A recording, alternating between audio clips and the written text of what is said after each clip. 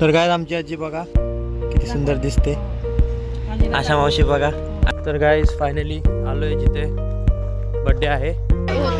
50वा वाढदिवस आहे गायज, म्हणून 50 दिवे लावले गेलेले. हॅपी बर्थडे डिअर मामा.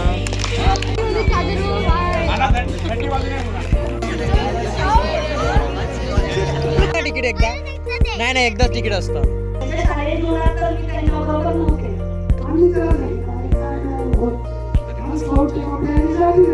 माणूस सकाळपासून रात्रीपर्यंत एवढी मेहनत करतो, पण तरी देखील कधी एनर्जेटिक, कधी पण एनर्जेटिक, कधी नमस्कार मंडळी, स्वागत आहे तुमचं आपल्या एका मोठ्या गोंडच्या ब्लॉगमध्ये. तर आता मी चाललोय बाहेर बर्थडेला, जसं की तुम्हाला सांगितलं किंवा शूज बीज वगैरे एकदम टाकाटाक, बटणं वगैरे राहिली, बटणं लावू द्या. आता सगळे रेडी झालेत. चाललं आपली गाडी आणायला. गाडी आणायची आणि इथं रोडवर लावायची. आपल्या घरापुढे जागा नसते म्हणून आपली गाडी इथं लावतो. आपली नाही आहे, रवी मामाची गाडी आहे. इथं लावतो आपण गाड्या आणली की. बघा इथं लावली आहे गाडी, एकदम आतमध्ये मंदिराच्या बाजूलाच लावली आहे जस्ट. आता जाऊयात. मग आता सगळे येणार आहेत. आजी आहे, मम्मी पप्पा मामी काजू पिल्लू. सॅडली वहिनी नाही आहे, त्या पण होत्या पण त्या गेल्या इथं, त्यामुळे. मामा पप्पा काजू पिल्लू, अजून लेडीज यायच्यात. विचार करा, माझी तयारी 5 मिनिटात झाली आहे, पण मम्मीची तयारी मम्मी 3 वाजल्यापासून तयारी करते, तरी अजून मम्मीची तयारी नाही झाली.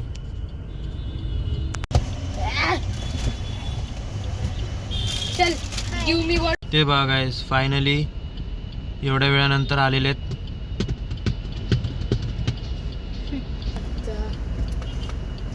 कुठे गेलेले ते बघा आशा मावशी.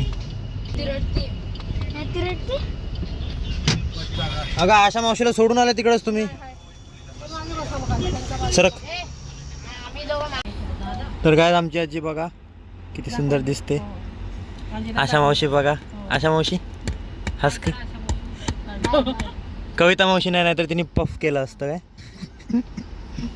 आम्ही थांबलोय रोहित मामासाठी.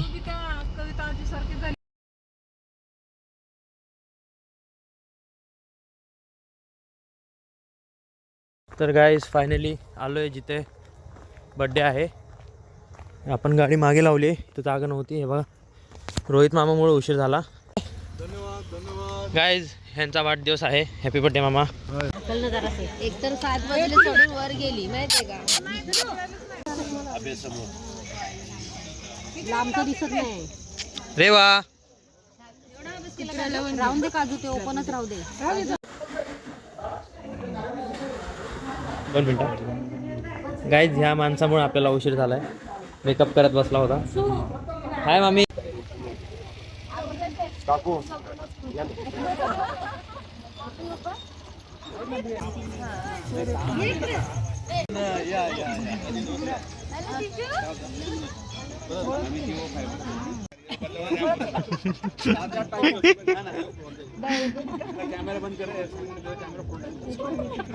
माझ्या मग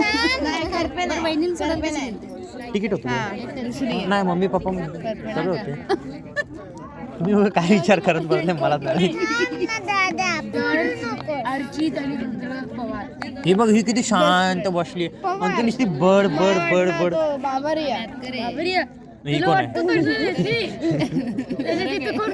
बघ, ती पर्सच घेऊन जाईल ना तुझी.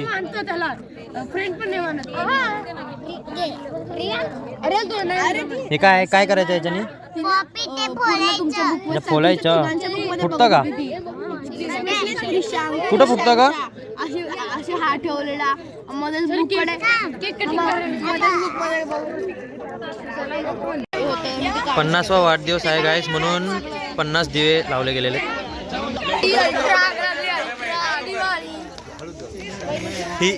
ही ना, थांब ना बघू ना. बघ meaningful like me, then you go to check out this podcast series and thank happy birthday dear मामा.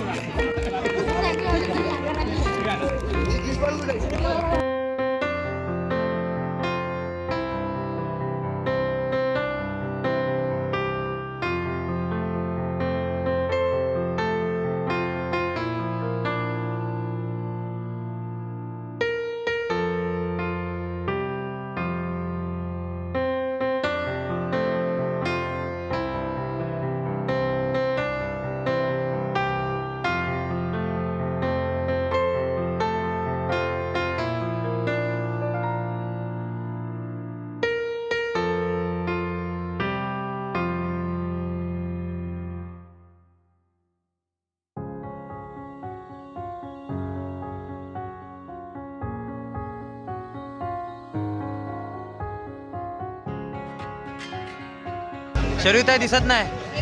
अरे हा दिसली दिसली.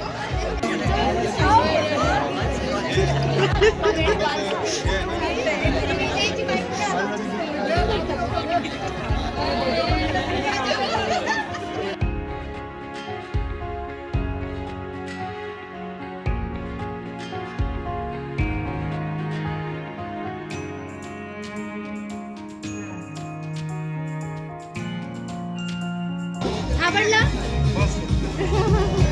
थोडं राहू दे ना, म्यूट वर राहू.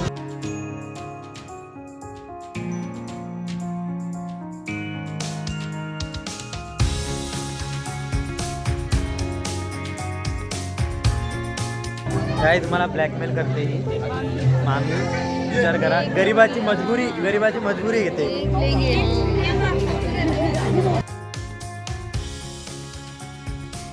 मामी काढला ना फोटो आता.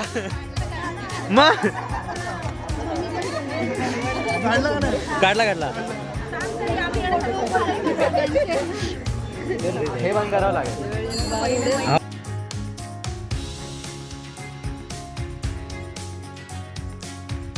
गाइस इकडे यांची वेगळीच मस्ती चालू आहे. त्याच्या बाजूला सम्या बसते ना, दुसऱ्या पेजवर. गाइस तुम्हाला माहिती आहे हे काय? तिकीट कुठे आहे? तिकीट कुठे आहे? आता येऊ? आता अलाउड आहे का? हा. अरे तू कुठे चालली? आता दिला ना तिकीट एकदा. नाही एकदाच तिकीट असतं. एकदाच तिकीट असतं.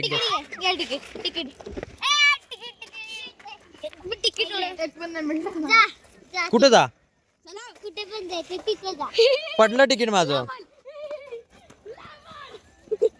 ते बघ झालं येडं. ते बघ. अरे पडलं. अरे दे ना थोडेसे दे. थोडे मग मी तुझी पर्स घेऊन जाईन. ऐक बायकोला मार देते. हे काम करत आहे. काकाला दे. काकाला बोल काका हॅपी बर्थडे. काकाला दे. काकाला बोल हॅपी बर्थडे काका. जा लवकर जा पुढं. आणि कागदा नाहीये. सुख दुःख काही कटू गोड प्रसंगाचा अनुभूतीचा हा प्रवास आहे. या प्रवासाचा थोडक्यात मी तुम्हाला माझे शब्दात तो प्रवास मांडते. त्यांच्या शाळेत जीवनात तर मी त्यांच्याबरोबर नव्हते, पण त्यांच्या आई वडिलांकडून, नातेवाईकांकडून आणि त्यांच्या मित्रांकडून जे ऐकलं ते सांगते मी. अगदी शालेय जीवनापासून त्यांना देशसेवेची आवड होती आणि ती स्काउट गाईडच्या रूपाने ती शाळेमधूनच ती रुजवली गेली. स्काउट गाईडमध्ये असताना त्यांनी अनेक उपक्रमामध्ये भाग घेतले. अगदी 9वी-10वीला असताना त्यांनी त्या शाळेमध्ये स्काउट गाईडचे टीचर होते आणि स्काउट गाईडचे अगदी पिकनिक वगैरे घेऊन ते यशस्वीरित्या ते पूर्ण उपक्रम ते करत होते. तर येणारा प्रत्येक दिवस तुमच्या आयुष्यात सुख देऊन जावं, त्या एका क्षणामध्येही दुःखाची झलक नसावी. जे जे तुम्हाला तुमच्या मनी असेल ते तुम्हाला मिळावं, तुम्हाला उदंड आणि निरोगी दीर्घायुष्य लाभावं, ह्याच माझ्या शुभेच्छा आहेत. स्काउट गाईडची सुरुवातीपासून त्यांनी त्यांच्या देशसेवेची सुरुवात केली आणि 10वी पास झाले. 10वी पास झाल्यानंतर अगदी मनाशी निश्चयच केला होता की मला आर्मीमध्ये जायचं आहे, सैनिकातच जायचं आहे आणि देशाची सेवा करायची आहे. त्याच्यामुळे अगदी कॉलेजचा रस्ता त्यांनी पकडला नाही. त्यांचे मित्र त्यांना समजवत होते कॉलेजला ऍडमिशन घे, परंतु त्यांना एक मनामध्ये दृढ निश्चय होता की नाही, मला आर्मीत जायचं आहे आणि मी याच वर्षी जाणार. 1994ला त्यांची 10वी झाली. जूनमध्ये ते 10वीचा रिझल्ट लागल्यानंतर त्यातून त्यांनी भरतीचा प्रयत्न केला. ऑक्टोबर-नोव्हेंबरमध्ये भरतीची परीक्षा झाली, पण तरी सुद्धा जानेवारी महिना आला, 1995 साल उजाडलं, तरी पण त्यांना काही भरतीचा कॉल आला नाही. आणि मग त्याच्यानंतर त्यांनी त्यांचे जे मित्र आहेत पाटोडे सर, रवी ऋषी यांच्या मार्गदर्शनाने स्काउट गाईडचा ड्रेस घालून पुण्याच्या मेन त्यांचं जे ऑफिस होतं तिथं गेले आणि तिथे गेल्यानंतर अगदी जेमतेम मला वाटते ते 18 वर्षाचं वय असेल, तिथल्या मेन ऑफिसमध्ये ते गेले. त्यांचे जे मेजर साहेब असतील तिथे त्यांना भेटले आणि अगदी त्या स्काउट गाईडच्या ड्रेसमध्ये त्यांनी त्या साहेबांना सॅल्यूट केलं आणि कदाचित त्या डोळ्यांमध्ये त्या साहेबांना देशसेवेची चमक दिसली आणि त्यांनी तिथेच एका क्षणाचाही विलंब न करता त्यांना एक डुप्लिकेट त्यांची भरतीची ऑर्डर दिली आणि सांगितलं ओरिजिनल ऑर्डर तुला 2-3 दिवसात पोस्टाने मिळेल.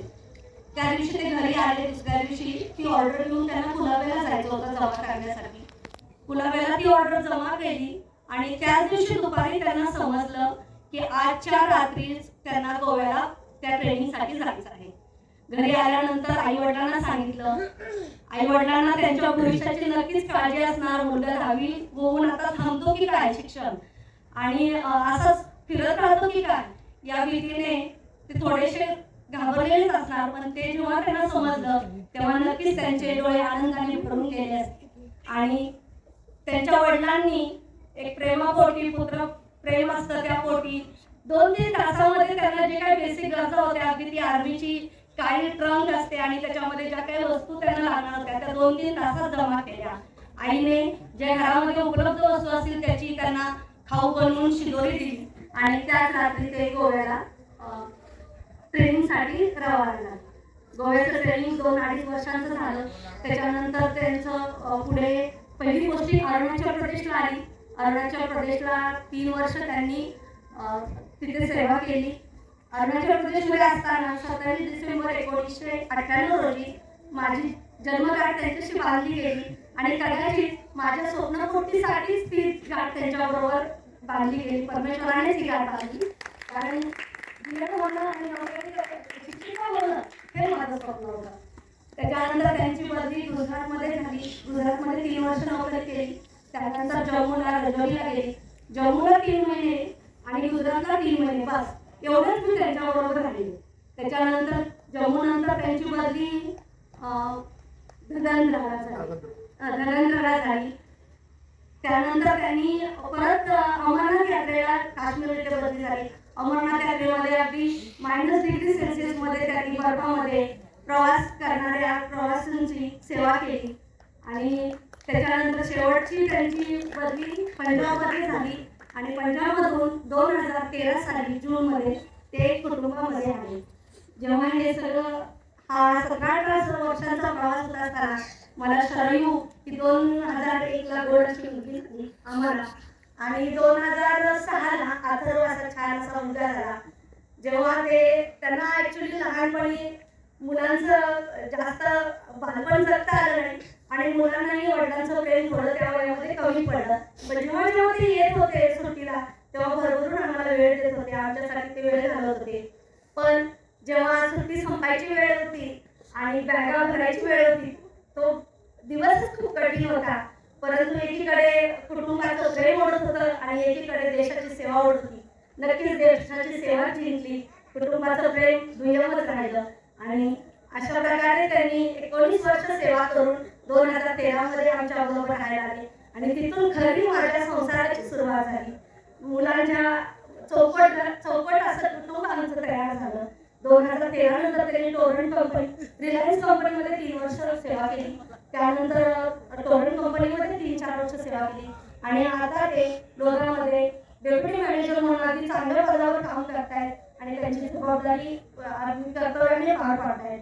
तर असं कोणालाही कोणत्याही तरुण मुलाला अभिमान वाटावा आणि बायको म्हणून मला नक्कीच कौतुकास्पद वाटावं अशा माझ्या नवऱ्याला आज लक्ष शुभेच्छा देऊन मी माझे मनोगत संपवते. धन्यवाद. मामी उखाणा घ्या. उखाणा होऊन जाऊ दे.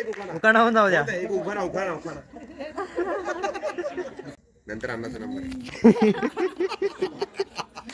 दोघं घ्यावा लागतो. हा डिमांड आहे सगळ्यांची. हा डिमांड आहे सगळ्यांची. हा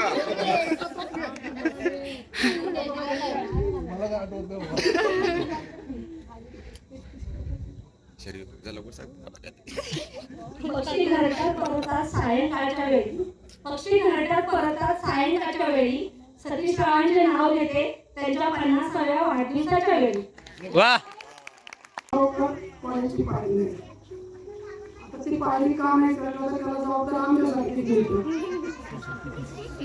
आम्ही त्याला घेतो नारायण काय आम्ही पाळी करत होतो आणि मग त्याला सांगितलं तू होऊ शकतो. बिचारीने ऍडमिशन नाही घेतलं काय नाही त्याच्या वडील त्याला आता ऍडमिशन नाही घेतलं म्हटलं आई वडील काय बोलतात तुम्हाला कल्पना नाही. आमच्या वडील त्याला परवा ऐकलं त्याच्या आई वडील आम्हाला परीक्षा झाली सगळं झालं आम्ही त्याला सांगितलं काय नाही होत मला स्काउटचे कपड्यांची जाती द्या. मग काय तिथे आपण ते सहज विनोदात भेटलेली वर्ष त्याच्या आयुष्याला गेलं. आपण सगळेजण आपापलं जीवन जगत असतो पण तो देशासाठी जीवन जगत. कारगिलचा प्रसंग होता काही काळात होता आणि त्या प्रसंगाच्या वेळेस त्या युद्धाच्या प्रसंगाच्या वेळेस त्याला काही सामान घेण्यासाठी मुंबईला पाठवलं होतं आणि तो मुंबईला आला होता ते सामान घ्यायला आणि त्याची झटपट आणि ती परत घ्यायचं आणि तेवढ्याच्या वेळेला स्वतःच्या कुटुंबासाठी फक्त आधारासाठी त्याची झाली धावपळ पाहिजे आम्हाला एवढं वाईट आपण आपल्या मित्राला कुठल्या प्रसंगाला पाठवलं. 25शीला लाजेल एवढी एनर्जी आज पण त्याच्यात. जेव्हा तो घरी आला एकच काय भावती काय बघा तुमच्याकडे आणि खरंच मला पण लाज वाटल्यासारखं व्हायचं. हा माणूस सकाळपासून रात्रीपर्यंत एवढी मेहनत करतो पण तरी देखील कधी एनर्जेटिक कधी पण एनर्जेटिक कधी असं. मला काही जास्त बोलता येत नाही. परेड करायला सांगितलं तर मी परेड करून दाखवू शकतो. परंतु सगळं मुंबईत जमलेल्या उपस्थित मान्यवर आणि आपण इथं आला मला भरभरून आशीर्वाद दिला त्याबद्दल सगळ्यांचे धन्यवाद. खास करून रोहिणी, ऋषी आणि भाऊजी यांनी माझ्याबद्दल जे पण सांगितलं त्याबद्दल बहुत बहुत धन्यवाद. आणि जेवणाचा आस्वाद घेतल्याशिवाय पुढे जाऊ नये हीच माझी विनंती. धन्यवाद. उखाणा येत नाही रे. पप्पा एक उखाणा होऊन जाऊ हा होऊन जाऊ दे. आता शरूत आहे बोले मामा. होऊन जाऊ दे. दाजी सोपा उखाणा सोपा उखाणा आता मला काय माहिती. हा तुम्ही सांगा आता. प्रियंका जरा सांग ना उखाणा सांग ना अन्नाला. मेथी हा भाजी मेथीची गोळी माझ्या प्रीती.